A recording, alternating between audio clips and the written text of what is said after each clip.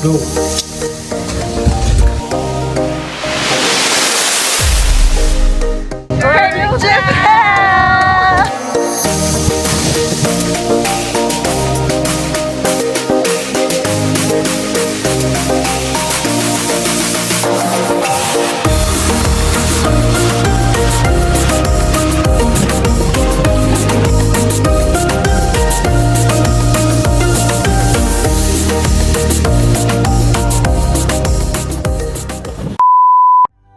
I made it!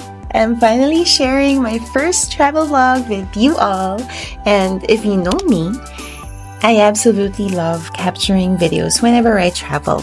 And over time, I've collected tons of footage. So I thought, why not put it into good use and start a travel vlog? And you know what? The best part about this series is that I am kicking it off by sharing my life-changing experience in my dream destination, Iceland.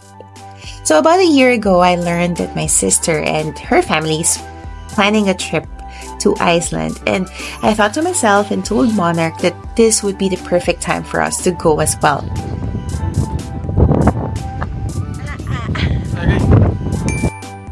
So there, Monarch and I booked an Iceland Air flight from Copenhagen to Keflavik, and I cannot wait to take you along on this incredible journey. Stay tuned for a separate travel series on my adventures in Denmark, but for now, let's dive into the breathtaking beauty of Iceland. Our hotel in Copenhagen is conveniently located about 10 minutes away from the nearest S train. With luggage, it might take around 15 minutes. So, the S trains are great because they can take you directly to Kastrup, where Copenhagen Airport is located. So we decided to take the train this time because, to be honest, Denmark is quite expensive. When we first arrived a few days ago, we took a taxi from the airport to our hotel, and it cost us 355 Danish krone. That is about 3,000 pesos for a 25-minute ride.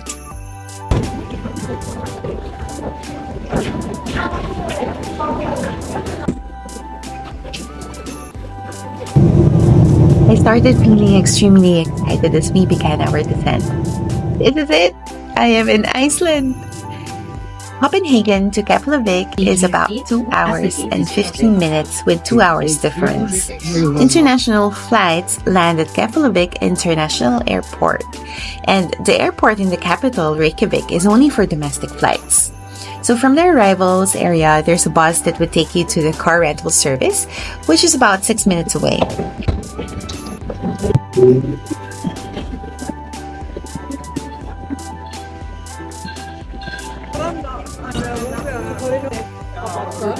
So Monarch and I just needed to make a quick stop at the shop by the arrivals because we are hungry. There was a queue for the bus, but the wait wasn't too long as the bus loop comes in regularly. This is where we actually thought that what we are currently wearing is not enough. The wind was too strong. We rented our car from Blue Car Rental. Since this trip is with my sister and her family, making us a group of 6, we needed a van to accommodate all our luggage. I booked Toyota Pro Ace, which has a 9-seater and a 9-piece luggage space configuration. It's perfect and comfortable for all our needs. So booking with Blue Car Rental was easy, and it didn't require prepayment until check-in. I'll put their link and Instagram account in the description box in case you're interested. About a week before the first day of rental, they sent me an email for online check-in. That would allow for a contactless transaction during pickup. Blue Car Rental is the second stop from the bus, and we were directed to where the key boxes are located. The PIN code was sent to me via email, and just like that, we had the keys. I was surprised to see a 9-seater Renault instead of the Toyota Pro Ace I had booked. But when I reviewed the email, it stated Toyota Pro Ace or similar unit. So I guess this was the one meant for us on this trip. As we are loading our luggages in the back of the van, we are struggling with the wind. But I guess that's all part of the fun, and we just need to really make sure that we take good care of the car doors and everything else because, sometimes wind can really get too much. Also, when renting a vehicle, make sure to check their email because they will send you the damage report and they provide photos for that. Always do a physical check of the vehicle assigned to you. And as soon as we are settled in, we were ready to hit the road. Driving in Iceland is easy. I only needed to register the driver's name and the license number. In our case, I registered Monarch as the primary driver since we were picking up the car, and Kuya Jong as the additional driver. Note that there is an extra fee for registering an additional driver and it is charged per day. Here's a breakdown of the rental fee we paid. So that basically covers the vehicle rental, the extra driver, and the insurances that we availed. So we have here the tire protection, we have the sand and ash protection, we also have the liability waiver and such, and we were able to avail a discount as well. Our first stop is the Blue Lagoon. We were incredibly lucky that the roads to the lagoon had cleared up by early May. Fact is, there has been a volcanic eruption in the Reykjanes Peninsula since December 2023, with the most recent one occurring May 29th, which temporarily closed the Blue Lagoon due to the road access being blocked. Now, let's head to our first adventure at the stunning Blue Lagoon. I booked the 6 p.m. time slot considering the time of our arrival in Bay. So, all guests are expected to arrive within the hour of the reservation.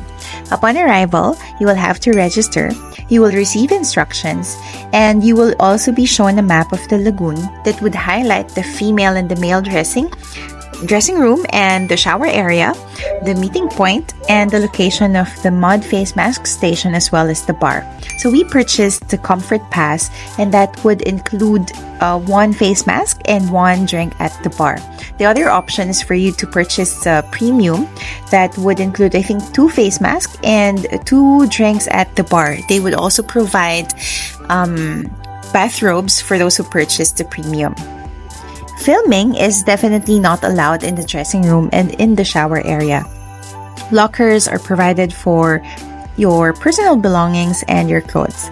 Proper swimwear or a dry fit attire is required, and you must shower before entering the lagoon. It is highly recommended that you apply hair conditioner before you proceed to the lagoon to protect your hair from the mineral-rich waters. You do not have to worry about your toiletries and such because these are all provided in the shower area. Lalim ba? Hindi naman. Ano ako kasi bigla akong umilalim. Mas mainit eh.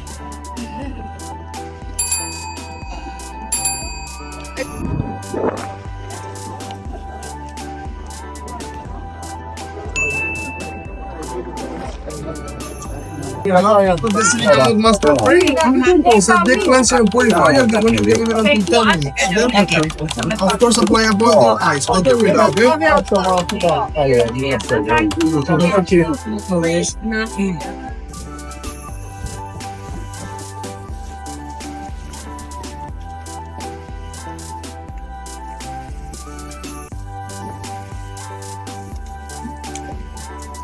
The experience at the Blue Lagoon is incredibly rewarding. It was so relaxing because of the hot waters that were perfect for the cold weather.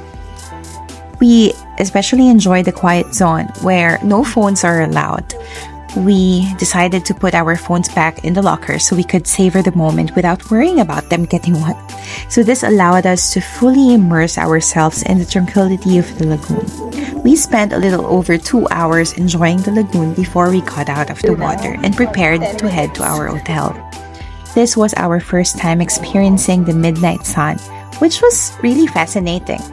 After grabbing some microwave-ready food from a nearby 24/7 store, we settled into our room for the night.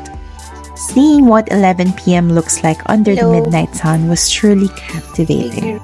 After a few minutes of marveling at the bright sky, we finally had to accept that it was indeed nighttime and pulled out the blackout blinds to get some rest.